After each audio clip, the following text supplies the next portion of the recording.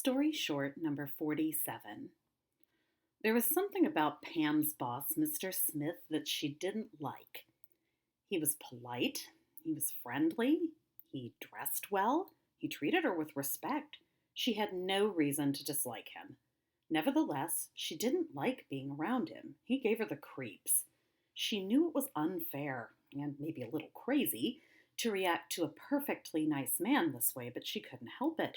She hoped her aversion to him wasn't too obvious. Whenever Mr. Smith stood up to speak during a meeting, Pam felt a chill run down her spine. The sensation was so strong that she sometimes had to step out into the hallway. I'm being ridiculous, Pam thought. She would force herself to go back to the meeting, but she couldn't concentrate. Her work was starting to suffer. Of course, this time of year was always hard for her.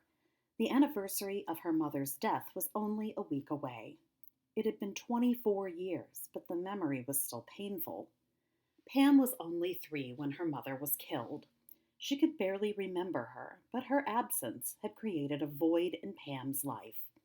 The way her mother died was horrific. Pam had read the police reports. The man who choked the life out of her was never caught. Pam had been hidden in the closet during the murder. The police found her there. She felt lucky not to remember much. Flashes of memory would sometimes pop into her mind. A tattoo of a snake on the man's arm, the sound of her mother begging for her life, but never a complete narrative. "You seem a little down," Mr. Smith said, coming up behind Pam as she made copies. "Anything I can help with?" Pam jumped. The sound of his voice always startled her. "It's the anniversary of my mom passing away," Pam said. "I'm just a little sad."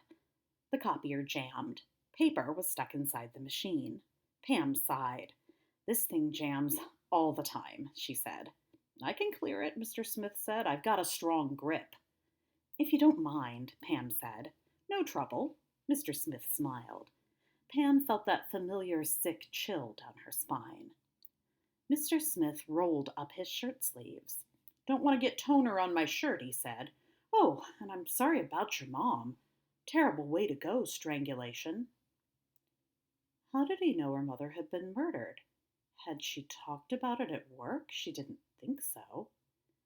As he reached for the torn paper, Pam looked at the inside of his arm. She had never seen him roll up his sleeves before. Not even once in the past 3 years. Not even on the day the air conditioner broke and the office felt like an oven. Now she knew why. A familiar snake tattoo stood out against his pale skin. Pam's heart raced. She remembered everything.